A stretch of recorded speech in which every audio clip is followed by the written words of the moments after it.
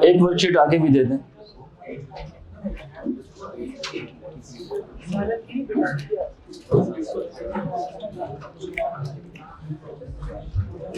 और कोई ऐसा तो नहीं है हो जाने वाला कि स्प्रेडशीट ना मिली हो?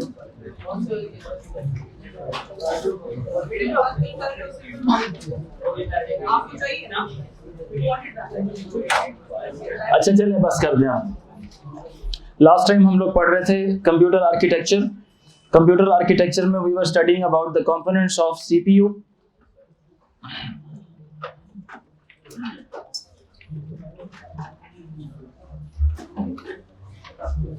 कंपोनेंट्स ऑफ सीपीयू के अंदर मैंने एक डायग्राम सी बनाई थी, जिस डायग्राम को हम स्टडी कर रहे थे।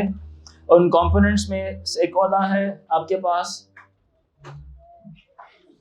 One of the thing is ALU, एक होता है कंट्रोल यूनिट, एक होता है रजिस्टर्स एंड बसेस आपके पास होती हैं, ठीक है। ALU stands for arithmetic and logic unit. Arithmetic and logic unit. Arithmetic and logic unit का मतलब है ये एक इस तरह का कंपोनेंट है सीपीयू का जो दो तरह के फंक्शंस को परफॉर्म करता है। अरिथमेटिक फंक्शंस होते हैं बच्चों, ऐड करना, सब्ट्रैक्ट करना, मल्टीप्लाई करना, डिवाइड करना।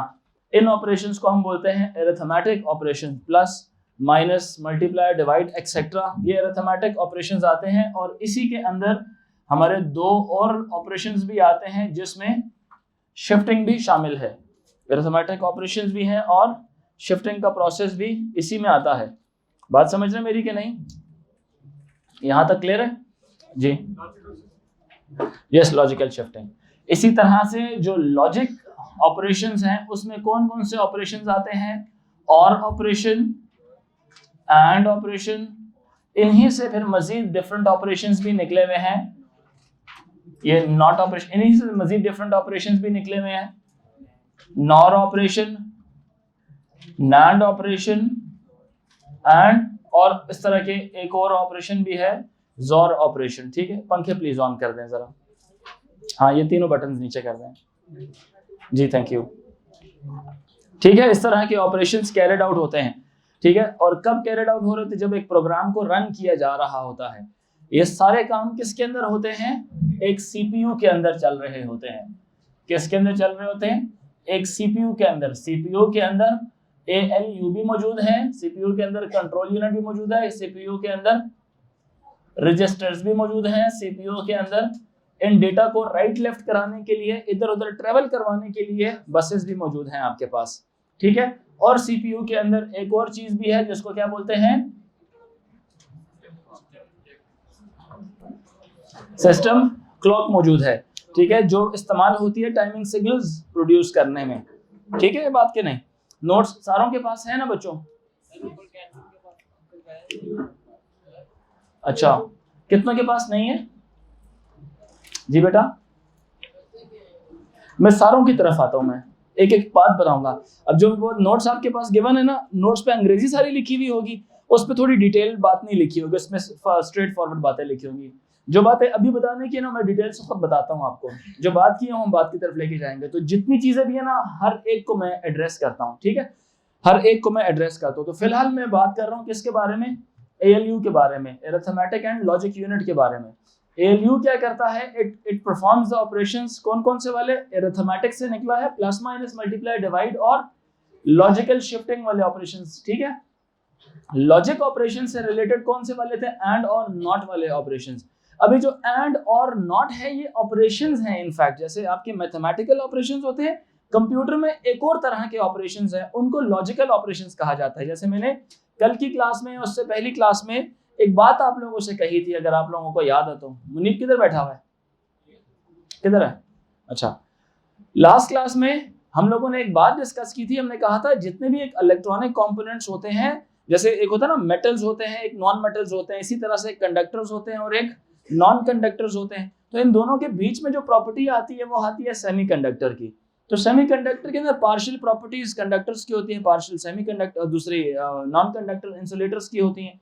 तो इनकी प्रॉपर्टीज चेंज होती हैं हमारी मर्जी के मुताबिक जब हम उस पर टेम्परेचर या कोई इलेक्ट्रिक करंट पास कर रहे होते हैं। और ये काम आते हैं किस चीज़ के अंदर, लॉजिक गेट्स बनाने में।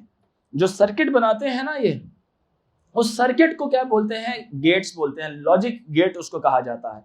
और हर सर्किट का एक दूसरा नाम है। जैसे और एक सर्किट है, इस सर्किट का एक सिंबल इस्तेमाल होता है इसको रिप्रेजेंट करने के लिए। और ये काम क्या करता है, जैसे ये भी इस वक्त का काम नहीं है, आएगा इसी चैप्टर में ही, हार्डवेयर में ही कराऊंगा। मतलब ये बेसिकली लॉजिक गेट आपका पेपर 2 का हिस्सा है। लॉजिक गेट आपके P2 में आएगा, ये जितने ऑपरेशंस हैं P2 में आएंगे, बट मैं फिर भी करा दूंगा इसको, बात पहले ही करा दूंगा, लेकिन अभी नहीं, ठीक है। अभी सिर्फ ये याद रखना है, जैसे प्लस एक ऑपरेशन है जो नंबर्स के ऊपर अप्लाई होता है, माइनस एक ऑपरेशन है जो नंबर्स पे अप्लाई होता है, और एक ऑपरेशन है जो बिट्स पर अप्लाई होता है, इनपुट्स पे अप्लाई होता है। इसी तरह से एंड भी ऑपरेशन है, नॉट भी ऑपरेशन है, ठीक है। ये बात के नहीं, मतलब नॉट एक ऐसा ऑपरेशन है, मैं सिर्फ एक हिंट दे देता हूं आपको, एक हिंट दे देता हूं। नॉट गेट बनाने का जो सा तरीका है वो है इस तरह का। ये जो मैंने बनाया है पूरा कौन सा गेट है, नॉट गेट होता है। इसको अभी आप लोगों ने सिर्फ देखने की हद तक इसकी तरफ नजर दौड़ाइए। ये जो साइड होती है इसको बोलते हैं इनपुट की साइड, और इस साइड को बोलते हैं आउटपुट की साइड। और ये जो ट्रायंगल सी बनाई है और साथ एक गोल दायरा सा बनाया है, ये है उसका सिंबल। ये ऑन, ये नॉट गेट का क्या है, सिंबल। जैसे आप लोग पढ़ते हैं ना, परसेंटेज का एक सिंबल होता है, स्क्वायर रूट का एक सिंबल होता है, एंगल के लिए थीटा का एक सिंबल होता है ना, चेंज यानी डेल्टा, उसका एक क्या होता है, सिंबल होता है।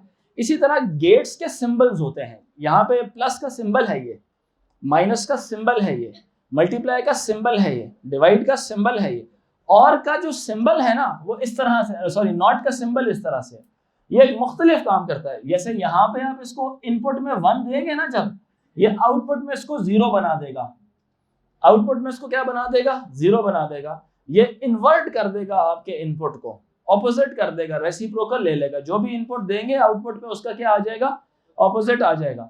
अब यहाँ पे 1 है, आउटपुट पे क्या आ जाएगा, 0। यहाँ पे आप 0 डालें, आउटपुट पे क्या आ जाएगा, 1 आ जाएगा। मेरी बात अंडरस्टैंड कर रहे हैं, आउटपुट पे क्या आ जाएगा, 1 आ जाएगा। क्लियर हो रही है सारों को बात, करें। सो ये एक गेट की मिसाल है। तो अभी इस तरह के कंप्यूटर में बहुत सारे गेट्स इस्तेमाल होते हैं। बेसिक यही गेट्स है जो मैंने यहाँ पे हाईलाइट करके लिखे हुए हैं, लेकिन और बहुत सारे गेट्स हैं जो इसके इस्तेमाल में आते हैं। यहाँ तक बात समझें? नहीं बच्चा, फ्लो चार्ट जमीन वो कुछ और चीज़ ही कुछ और है, वो तो प्रोग्रामिंग में आती है। तो प्रोग्रामिंग नहीं तो सर्किट्स हैं। And it is also possible, एक ये भी मुमकिन है एक कंप्यूटर में, अगर आप एक कंप्यूटर को फास्ट करना चाहते हैं तो rather than having 1 ALU you can have more than 1 ALUs in a computer. एक से ज़्यादा ALU कंप्यूटर में होंगे तो ज़्यादा जल्दी फंक्शंस परफॉर्म होंगे, ठीक है। इसी तरह इसके बाद एक और चीज़ आती है हमारे पास, दैट इज कंट्रोल यूनिट। एक आती है हमारे पास कंट्रोल यूनिट, ये अपने नाम से ही जाहिर है। जैसे होता है ना कंट्रोल सेंटर है जी, कंट्रोल सेंटर वो होता है जो कि एक ऑफिस का, एक इदारे का वो एक बेसिक हार्ट होता है, उसका दिल होता है, जहां से सिग्नल्स जनरेट हो रहे होते हैं, जिसको सारों ने आके रिपोर्ट करना होता है, जिसमें तमाम डिवाइसेस को, गैजेट्स को, तमाम चीज़ों को आपस में सिंक्रोनाइज करना होता है या मैनेज करना होता है। कंट्रोल यूनिट हमारे कंप्यूटर का दिल है। हमारे कंप्यूटर का क्या है, दिल है, जहां से बाकी सारी चीजें क्या हो रही होती हैं, मैनेज हो रही होती हैं। दिल बोले या दिमाग बोले, एक ही चीज है, जो मतलब कहने का एक खास चीज है, एक इंपॉर्टेंट चीज है जो बाकी सारों को मैनेज कर रही है, उनको सिंक्रोनाइज कर रही है कि किस वक्त किस कंपोनेंट ने क्या काम परफॉर्म करना है। हर component, every component is designed to perform a unique task, and when to perform that unique task, control unit जो सा है, it sends synchronisation signals. Control unit synchronizes all the components which needs to communicate with each other, टोपी ऊपर कर, या मुझे दे दो, ये मुझे दे दो ना, अबे दे दो मुझे। You're wasting time.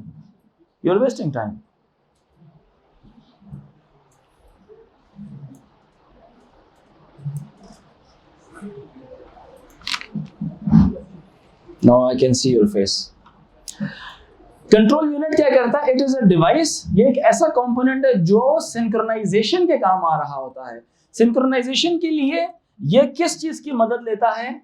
ये किसकी मदद लेता है? Help of system clock. ये किसकी मदद लेता है? सिस्टम क्लॉक की मदद लेता है। सिस्टम क्लॉक क्या करती है? Produces timing signals. System clock क्या करती है? It produces timing signals. Timing signals क्या करते हैं? Used for synchronization of different devices. Timing signals क्या करते हैं? बताएं मुझे। यूज्ड फॉर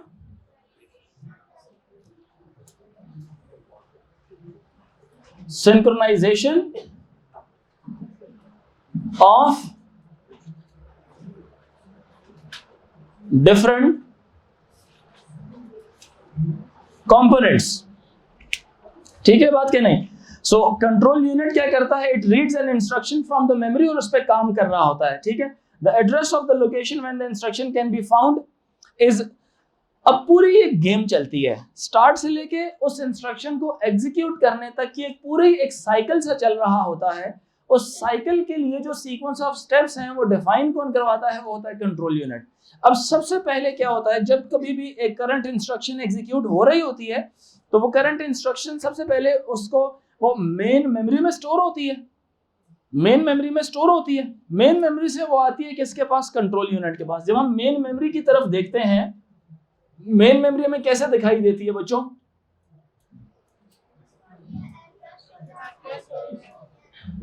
एक इसमें क्या होता है? एड्रेस, और दूसरा कंटेंट्स। ये साइड किसकी होती है और ये साइड किसकी होती है? कंटेंट्स की होती है। समझ आ रही बात है कि नहीं? अब इस यहां पे एड्रेस कौन से ऑर्डर में होते हैं? रैंडम या एक ऑर्डर्ड ऑर्डर? इनका एक सीक्वेंशियल ऑर्डर में होते हैं। और जो कंटेंट्स होते हैं उसमें क्या क्या चीजें हो सकती हैं? डेटा और प्रोग्राम इंस्ट्रक्शंस इसके अंदर हो सकती हैं। प्रोग्राम इंस्ट्रक्शन किसको बोलते हैं? What is program instruction? Command for the processor about what function to perform. ये एक कमांड होती है प्रोसेसर के लिए अबाउट व्हाट फंक्शन टू परफॉर्म। इसमें वो प्रोसेसर को बताया जाता है कि काम क्या करना है। जैसे कल हमने एक LDD3 की एग्जांपल ली थी। ठीक है। इंस्ट्रक्शंस क्या होती हैं? प्रोग्राम इंस्ट्रक्शंस क्या होती हैं? They are commands for processor about what function to perform. ठीक है। फॉर एग्जाम्पल,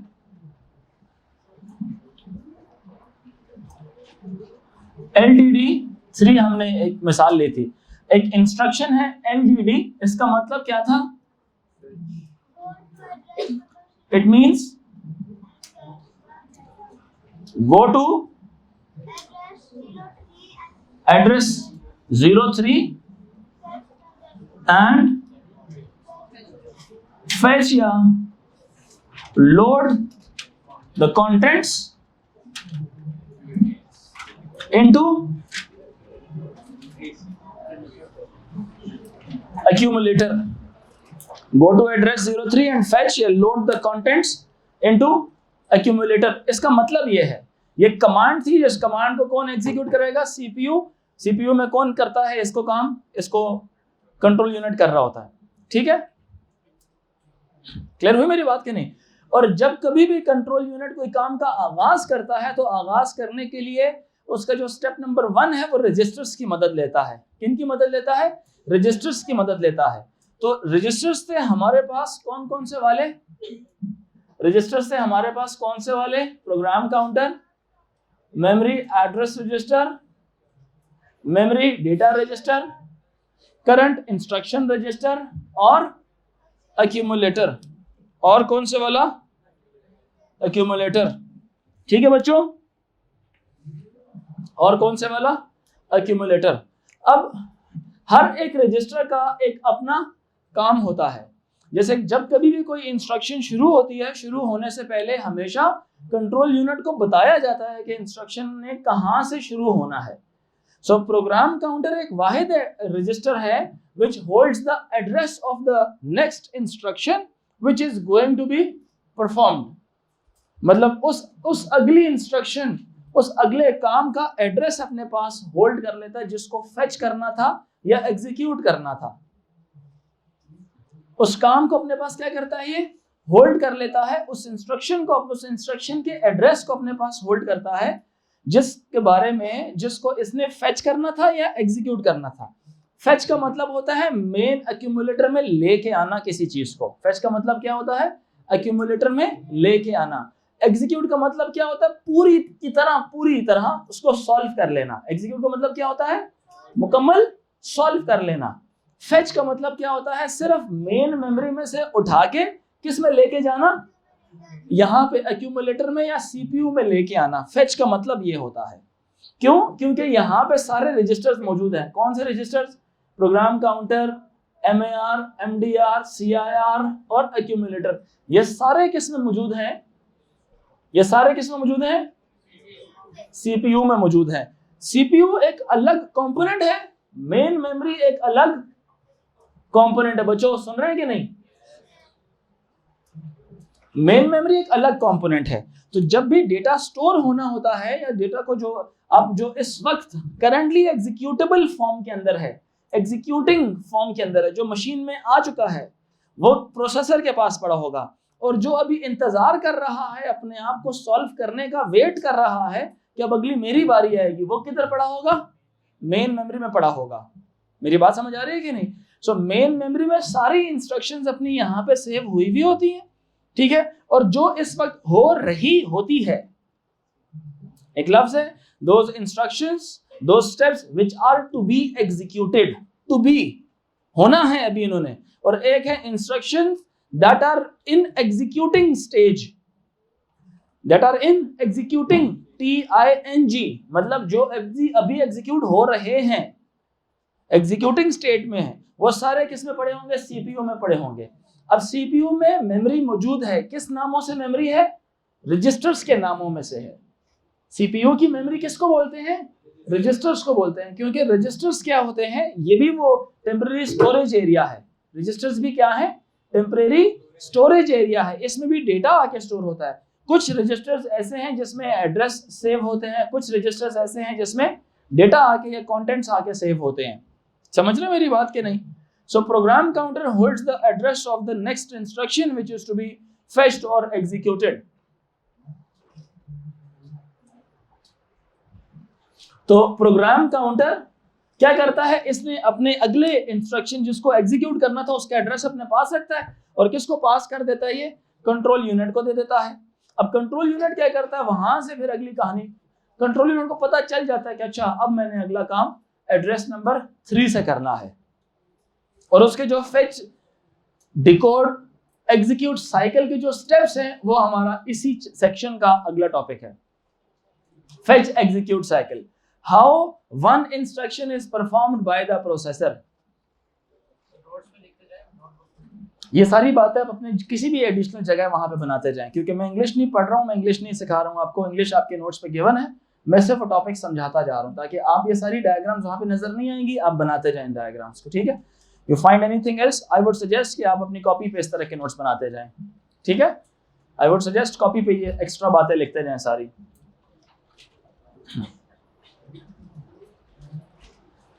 जैसे मैंने कहा control unit needs, control unit क्या करता है? Needs the start address. कहां से? From program counter. ये स्टार्ट एड्रेस किससे लेगा? प्रोग्राम काउंटर से लेगा। Because program counter by definition क्या काम कर रहा है? It holds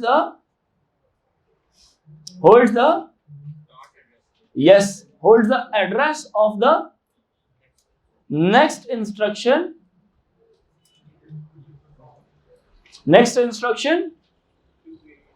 which is to be executed or fetched, ये अपने पास क्या चीज रखता है? एड्रेस किसका? नेक्स्ट इंस्ट्रक्शन का एड्रेस अपने पास होल्ड कर लेता है। ये किसको पास किया जाता है फिर? Needs the start address from PC. अब पीसी से मिल जाता है तो अगला जितना भी काम है कंट्रोल यूनिट अपने हिसाब से खुद कर रहा होता है। क्यों? कंट्रोल यूनिट आगे स्टेप नंबर 1 यहां से करेगा, स्टेप नंबर 2 किसको फॉलो करवाएगा? F D E, fetch, decode, execute cycle perform करेगा। अब फेच, डिकोड, एग्जीक्यूट साइकिल अगला टॉपिक है गर्ल्स एंड बॉयज। कौन सा साइकिल? Fetch, decode, execute. अब ये भी क्यों होता है? असल मतलब काम कहां पे होना है? सीपीयू में। काम पड़ा हुआ, कमांड पड़ी हुई कहां पे है?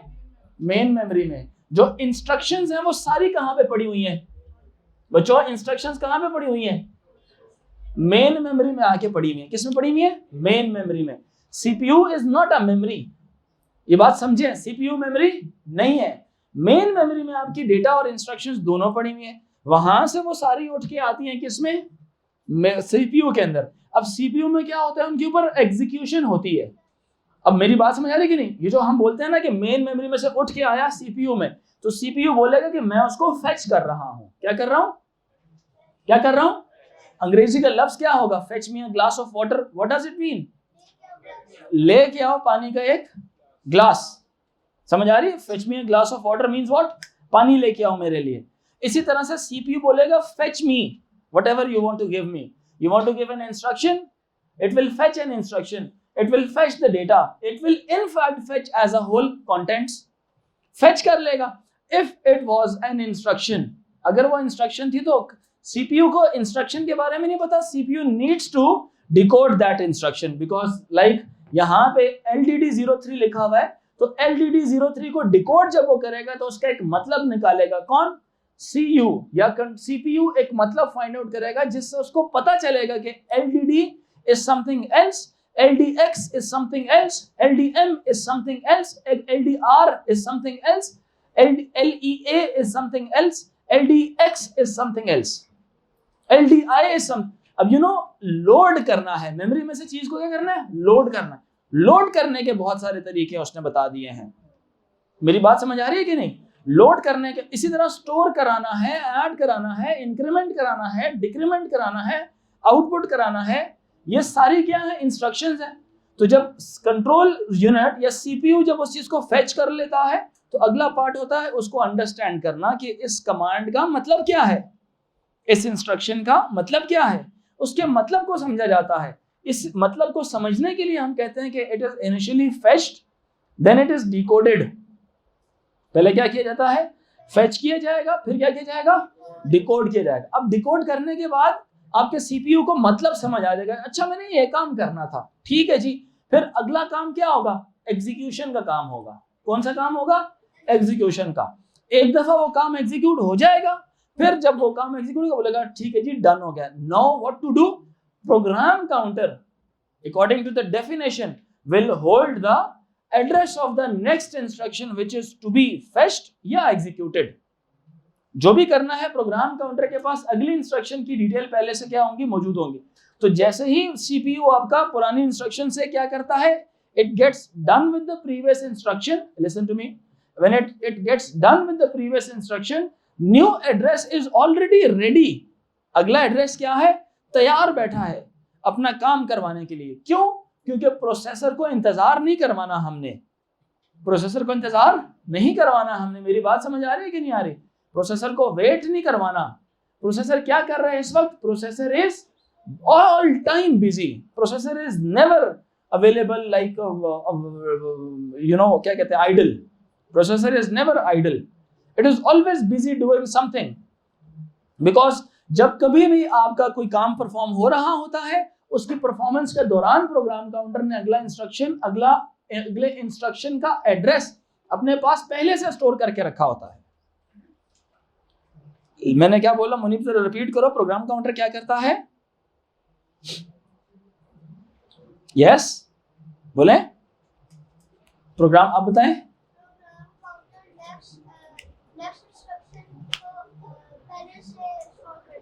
प्रोग्राम काउंटर, यस आप बताएं। हाँ, प्रोग्राम काउंटर अगली इंस्ट्रक्शन का एड्रेस अपने पास स्टोर रखता है, अगली इंस्ट्रक्शन नहीं। जैसे मैंने क्या कहा था, हर एक रजिस्टर का एक खास काम है, हर एक रजिस्टर का एक खास काम है, एक रजिस्टर सारे काम नहीं कर सकता। बात समझ रहे मेरी कि नहीं? प्रोग्राम काउंटर सिर्फ क्या करता है, उसका पर्पस क्या है, ओनली होल्ड द एड्रेस, किसका, ऑफ द। अगला क्या लिखा हुआ है, नेक्स्ट इंस्ट्रक्शन, अगला काम जो परफॉर्म है, या यूं भी समझ लें hold the address of the next operation which is to be executed और फेच्ड। अगली इंस्ट्रक्शन का एड्रेस अपने पास होल्ड करके रख लेता है। मेरी बात समझ आ रही है कि नहीं मुनीब? क्या करता है प्रोग्राम काउंटर, बताएं? एड्रेस को होल्ड करता है, करंट को नहीं, अगले वाले के। करंट के लिए तो ये है ना, करंट इंस्ट्रक्शन रजिस्टर, करंट काम करवाने के लिए, ठीक है। तो अगले काम को प्रोग्राम को, तो पीसी के पास आ जाता है वो। पीसी क्या करता है, नीड्स द स्टार्ट एड्रेस। काम शुरू कराना है ना, काम शुरू कराने के लिए सीपीयू को पता होना चाहिए ना कहां से शुरू करूं, नंबर 40, एड्रेस नंबर 40 से शुरू करूं, एड्रेस नंबर 3 से शुरू करूं, एड्रेस नंबर 0 से शुरू करूं, या कहां से। तो वो एड्रेस कौन बताएगा, प्रोग्राम काउंटर। जब सीयू के पास आ जाएगा तो सीयू क्या करेगा, सेकंड स्टेप में वो जब उस जगह पे जाएगा, फेच करेगा डेटा को या इंस्ट्रक्शन थी जो भी थी, क्योंकि सीयू को तो नहीं पता, तो सीयू को सिर्फ इंस्ट्रक्शन आई है, जाओ भाई एड्रेस नंबर 3 पे चले जाओ। जब एड्रेस नंबर 3 पे आएगा, यहां पे देखेगा यहां पे क्या पड़ा हुआ है, LDD 49 पड़ा हुआ है। क्या पड़ा हुआ है, 49। अब जैसे ही यहां से फेच होके आएगी कंट्रोल यूनिट के पास, तो यहां से फेच होने के बाद अगला क्या करेगा, इसको डिकोड करेगा। डिकोड का मतलब क्या है, अंडरस्टैंड करेगा इसके मतलब को। डिकोड का मतलब क्या होता है बच्चों, हिडन मीनिंग को निकालना ना, क्या what is the meaning of that thing, उसको डिक्रिप्ट कर लें। डिक्रिप्ट एक थोड़ा सिक्योरिटी में आ जाता है। डिकोड का मतलब है किसी खुफिया चीज का मतलब आपने निकालना, या किसी एक एब्रिविएटेड चीज को आपने फाइंड आउट करना कि क्या लिखा हो। अब उसका मतलब भी समझ आ जाएगा जब आप डिकोड कर लेंगे, फिर अगला स्टेप क्या होगा, उस काम को फिर परफॉर्म करेगा। अब वो काम कुछ भी हो सकता है, जंप करवा दें, इंक्रीमेंट यानी +1 करवा दें, सब्ट्रैक्ट करवा दें, कोई भी अरिथमेटिक काम होगा या लॉजिकल काम होगा। बात समझ रहे मेरी कि नहीं? नहीं, कंट्रोल यूनिट एक बड़ा एक गैजेट है जो इंस्ट्रक्शंस कमांड्स दे रहा होता है। Control unit needs the address of the program counter, जो कि पीसी में पहले से मौजूद होता है, ठीक है। हाँ, अब पीसी के बाद अगला जो स्टेप है वो है एफडीई साइकिल में अगले रजिस्टरों के पास कहानी जाती है। अब जब अगले, सुनना मेरी बात सारे बच्चे, अब जब अगले रजिस्टरों के पास कहानी जा रही होती है ना, मतलब एग्जीक्यूशन का सिस्टम स्टार्ट हुआ है, अब प्रोग्राम काउंटर को पहले ही सिग्नल चला गया है, होल्ड करो अगले इंस्ट्रक्शन को। क्यों? क्योंकि I am busy doing the thing currently. जैसे ही ये खत्म होगा, मैंने तुमसे क्या लेना है, अगले इंस्ट्रक्शन का एड्रेस लेना। तो खुद को वेला ना बिठाए रखो, जब तक मैं 4-5 स्टेप परफॉर्म कर लूं तब तक तुम क्या कर लो, प्रोग्राम काउंटर अगली इंस्ट्रक्शन जो मैंने परफॉर्म करनी है उसका एड्रेस अपने पास लाके क्या कर दो, स्टोर कर दो, ताकि मैं जब तक ये काम कर दूं, एग्जीक्यूट हो जाए, तो मुझे प्रोसेसर कहता है मुझे इंतजार ना करना पड़े। तो साथ ही क्या कर लिया जाता है, अगला इंस्ट्रक्शन जैसे एग्जीक्यूट हो जाता है उसको फेच कर लिया जाता है। जी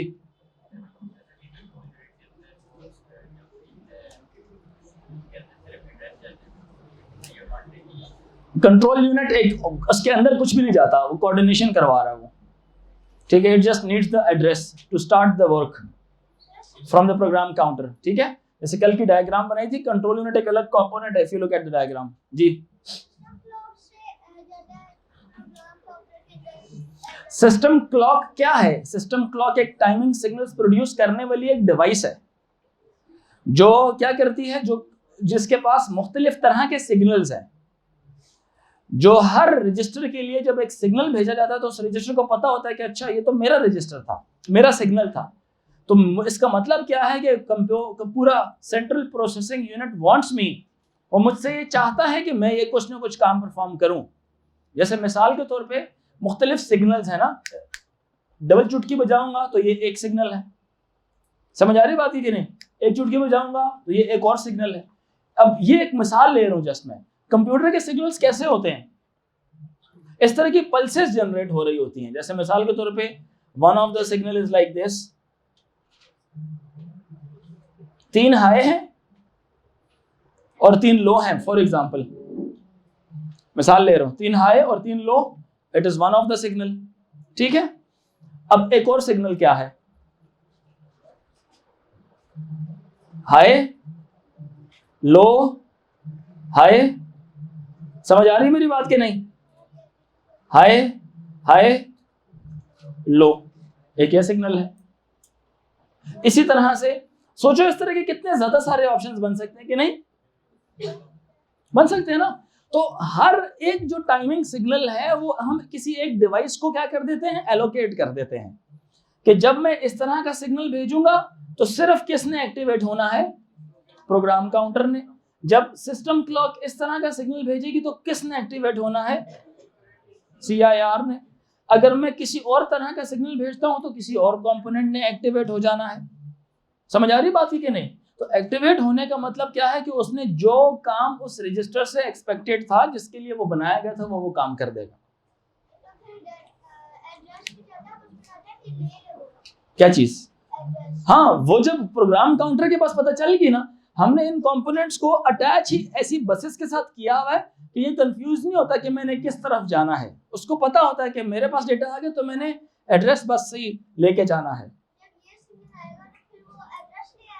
हाँ, फिर वो एड्रेस लेके आएगा। एड्रेस किसको देगा, प्रोग्राम काउंटर के पास एड्रेस पड़ा हुआ होगा। जब प्रोग्राम काउंटर के पास एड्रेस होगा तो उसके बाद वो एड्रेस पे पास करेगा अगले रजिस्टर को। अब वो बोलेगा कि सीपीयू आप जाने, आपका काम जाने, मैं अगले इंस्ट्रक्शन के एड्रेस को अपने पास होल्ड कर लेता हूं। आप क्या करें, इसको जरा सॉल्व करें ना, जो पूरी इंस्ट्रक्शन का एड्रेस मुझसे मंगवाया था आपने। तो वो जब एड्रेस को देखता है, वो एड्रेस फिर पीसी से के अगला जो स्टेप होता है वो होता है मेमोरी एड्रेस रजिस्टर का। प्रोग्राम काउंटर के बाद अगला स्टेप किसका होता है, मेमोरी एड्रेस रजिस्टर का काम होता है। अब वो फिर MAR के पास आ जाता है। समझ आई मेरी बात कि नहीं। सो रजिस्टर्स पढ़ाऊंगा, लेकिन फिलहाल सिस्टम क्लॉक किस चीज के लिए काम आती है, it is used to produce timing signals on the control bus. System clock is used to produce timing signals। System clock कहां पे लिखी थी मैंने, हाँ, सिस्टम क्लॉक किस चीज के काम आती है, it is used to produce timing signals। It is used to produce timing signal। और ये टाइमिंग सिग्नल क्यों प्रोड्यूस करती है on the control unit, just इसलिए प्रोड्यूस कर रही होती है ताकि कंट्रोल बस पे टू इंश्योर किस चीज को, control and coordination of all the components. ठीक है, यहां तक बात समझ आ रही है कि नहीं। सिंक्रोनाइज कर रही होती है। कंट्रोल एंड कोऑर्डिनेशन का मतलब होता है सिंक्रोनाइज करना। आप लिख ले सिस्टम क्लॉक के साथ, used to produce timing signals, used to produce timing signals, used for synchronization of different component। हाँ, synchronization भी कह सकते हैं आप इसको, control and coordination,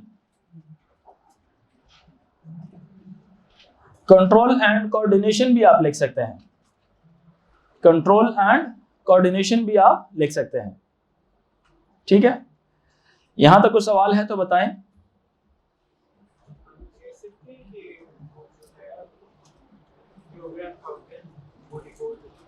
नहीं, डिकोड नहीं करता, आप नहीं कह सकते। यहां तक बात समझ आ रही है कि नहीं आ रही।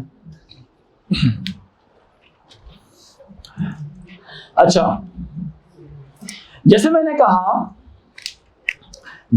कहा सीपीयू के अंदर प्रोग्राम काउंटर भी है, MAR भी है, MDR भी है, CIR भी है और एक्यूमुलेटर भी है। हर एक रजिस्टर अपना अपना काम कर रहा है। Programme counter holds the address of the next instruction. अब जैसे ही प्रोग्राम काउंटर से जो अगली कहानी आती है तो प्रोग्राम काउंटर अपना एड्रेस किसको पास कर देता है, मेमोरी एड्रेस रजिस्टर को कर देता है। किसको कर देता है, मेमोरी एड्रेस रजिस्टर को। अब मेमोरी एड्रेस रजिस्टर क्या करता है, ये एड्रेस को होल्ड करता है। क्या करता है ये, इसका काम सिर्फ क्या है, एड्रेस को होल्ड करना। इसका काम सिर्फ क्या है, एड्रेस को होल्ड करना। प्रोग्राम काउंटर, अब इसने दे दिया प्रोग्राम काउंटर ने अपना एड्रेस मेमोरी एड्रेस रजिस्टर को। अब प्रोग्राम काउंटर कोई और काम कर रहा है, अब मेमोरी एड्रेस रजिस्टर अब उसी करंट काम के पीछे पड़ गया है। अब प्रोग्राम काउंटर में अब किसी और का आ गया एड्रेस, अगली इंस्ट्रक्शन का आ गया। क्यों आ गया? क्योंकि प्रोग्राम काउंटर ने पहले से अपने पास वो एड्रेस होल्ड कर लिया। अगला टास्क परफॉर्म करना है ना, अगला टास्क परफॉर्म करना है ना, अगले टास्क परफॉर्म करने के लिए उसने पहले से अपने पास डेटा को होल्ड, मतलब एड्रेस को होल्ड किया हुआ है, ताकि प्रोसेसर को इंतजार ना करना पड़े कि अगला काम कौन सा है मुझे बताओ। पहले से आपके प्रोग्राम काउंटर के पास चीज पड़ी होनी चाहिए। So what is program counter? It holds the address of the next instruction which is to be, जिसको हमने एग्जीक्यूट करना हो, काम करना हो, परफॉर्म करना हो, फेच करना हो, डिकोड करना हो, कुछ भी करना हो, उसका जो एड्रेस है वो हमारे प्रोग्राम काउंटर में पड़ा होगा। तो वो अपना डेटा एमएआर को दे देता है जो इसके पास प्रोग्राम काउंटर के पास पड़ा होता है। प्रोग्राम काउंटर फिर देता है एमएआर को। एमएआर क्या करता है? इधर एमएआर क्या करता है? एड्रेस स्टोर करता है। पढ़ें जरा, एड्रेस क्या करता है? पढ़ें जरा, एमएआर क्या करता है?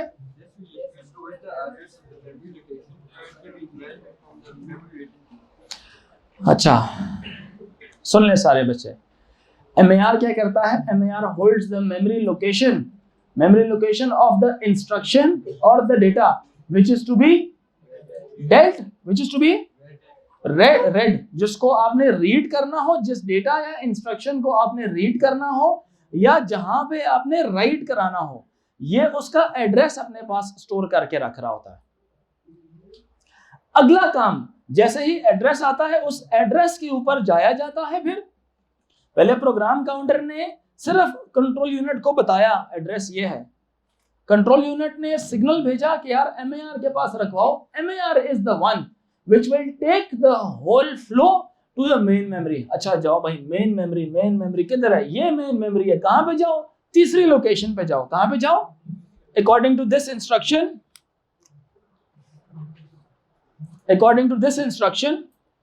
ठीक है? किस पे जाओ? तीसरी लोकेशन पे जाओ। किस पे जाओ? तीसरी पे जाओ। चले यहां पे अगर मैं 2 लिख देता हूं और यहां पे मैं लिखता हूं एलेक्स, ये किसके पास जाएगा? ये सेकंड लोकेशन के पास जाएगा। सिर्फ यहां पे कौन स्पेसिफाई करता है इसको? MAR स्पेसिफाई करेगा। कौन स्पेसिफाई करेगा? MAR। अब ये सेकंड लोकेशन के ऊपर जब आएगा तो इसके अंदर क्या चीज पड़ी हुई है?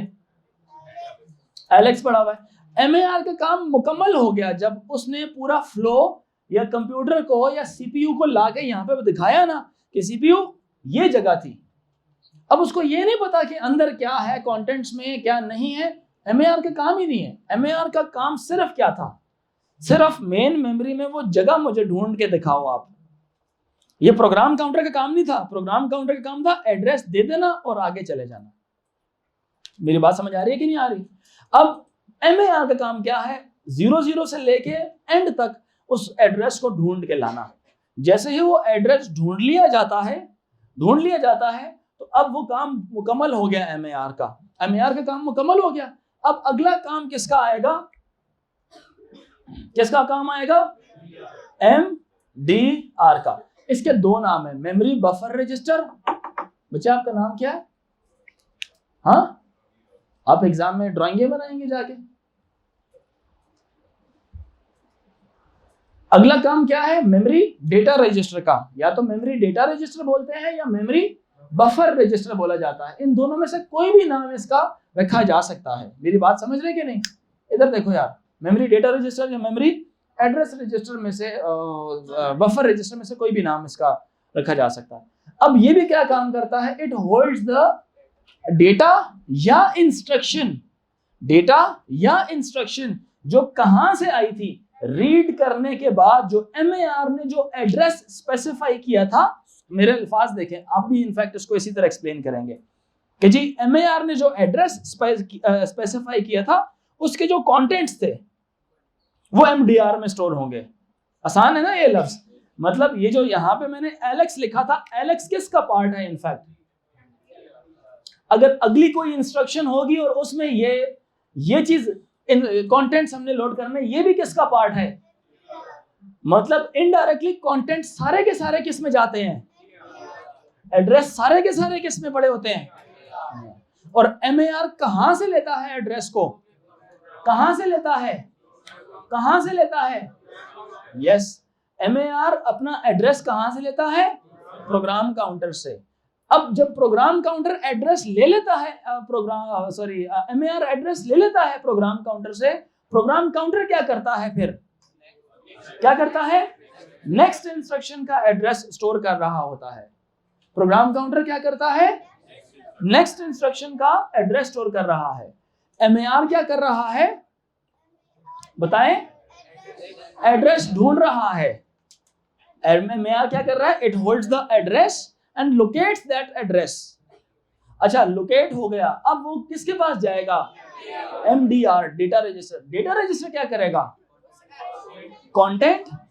कंटेंट्स को अपने पास होल्ड करेगा।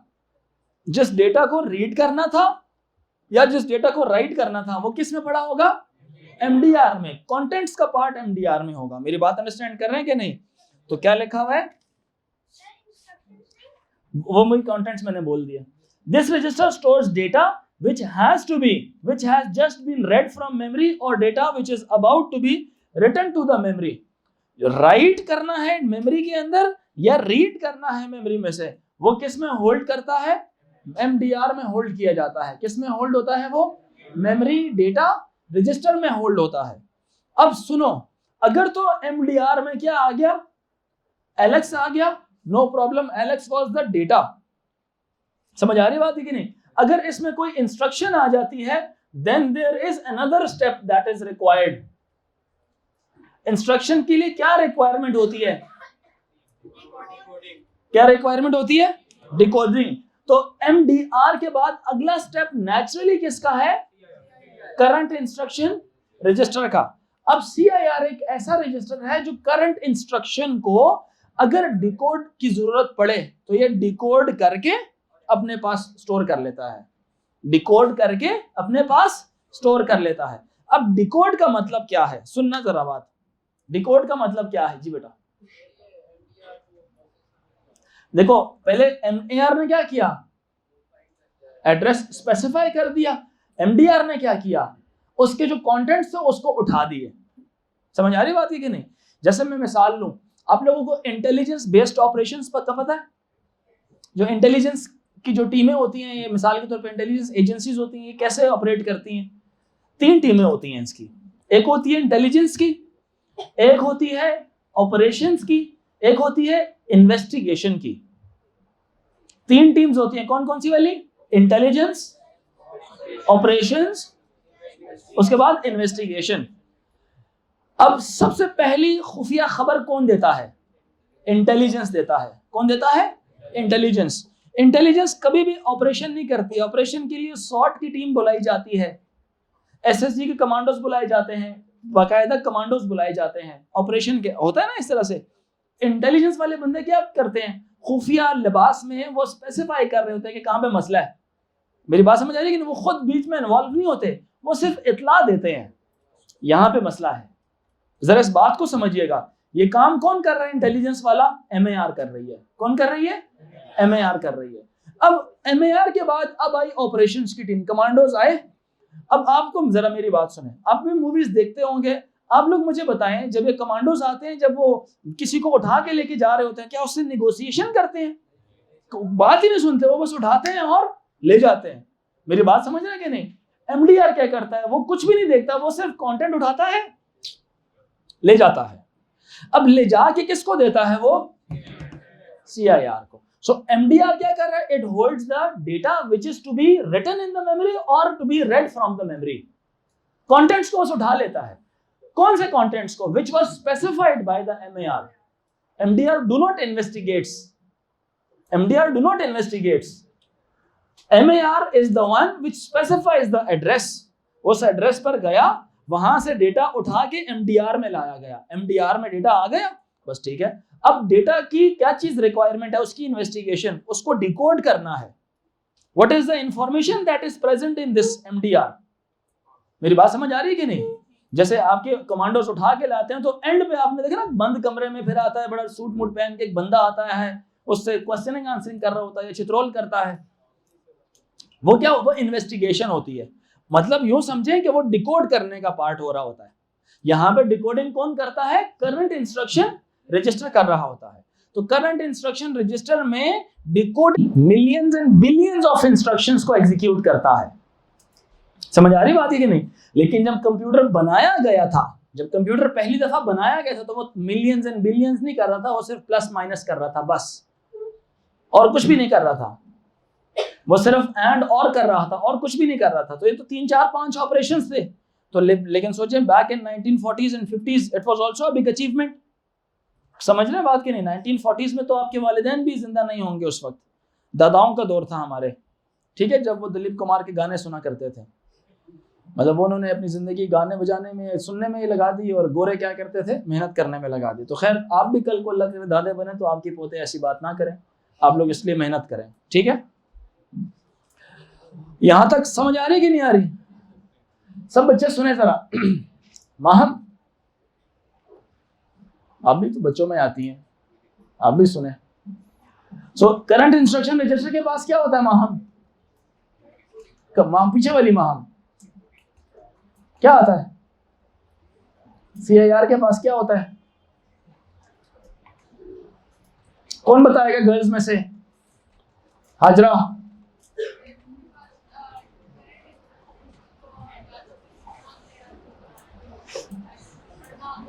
नहीं, मुझे अच्छा आंसर चाहिए। बच्चे आप बताएं।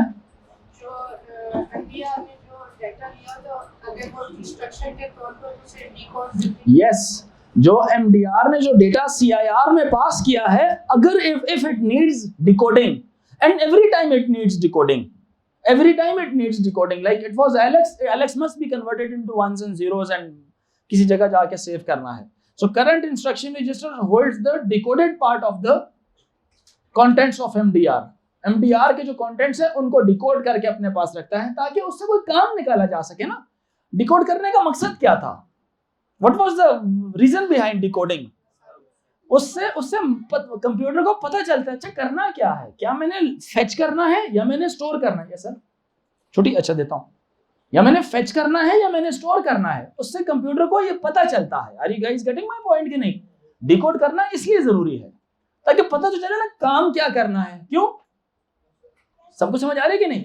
उससे कंप्यूटर को और कोई मकसद नहीं है। जैसे मैं मिसाल ले रहा था चोर की, चोर को डिकोड कैसे किया जाता है? चोर से जब भी पहली दफा पूछेंगे, कहेगा मैंने चोरी नहीं की, 2 लेतर खा था, तो फिर बोलेगा हाँ की है, घर बता, रास्ता भी बताता है और ये बताता है मेरे साथ कौन कौन इन्वॉल्व थे। होता है ना ऐसे?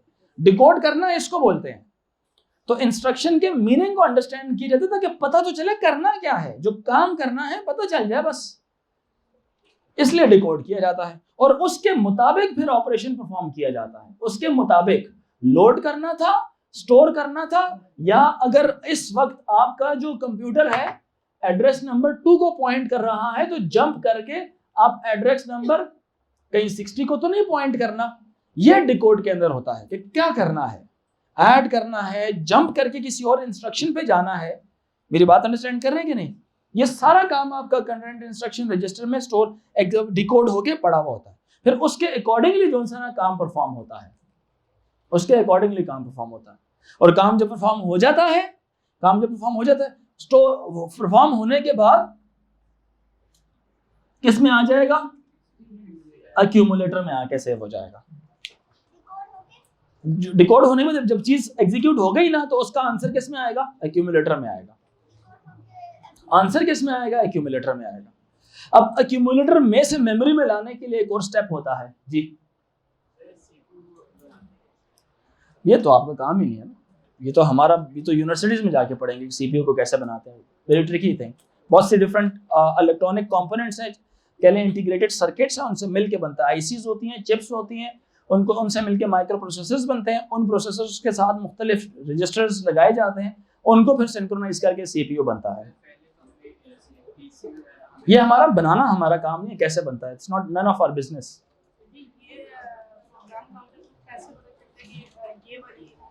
एड्रेस को करना है ताकि हमें आप हर दफा प्रोग्राम काउंटर के पास जब कंप्यूटर को स्टार्ट किया जाता है, सुन ले, बिल्कुल शुरू में पहले दिन प्रोग्राम काउंटर को कैसे पता चलता है मैंने करना क्या था?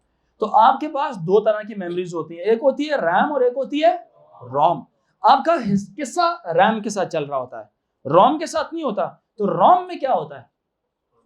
हर दफा रोम में, अब जो आपका, अब ये थोड़ी सी कल ये सवाल पूछना है, इसका लंबा मैं आंसर दूंगा, अभी आप बहुत से बच्चे इंतजार कर रहे हैं, ठीक है? सेम क्वेश्चन टुमारो मैं यहां से ही इसका आगाज करूंगा, ठीक है? ये कॉपी पे उतार लिया।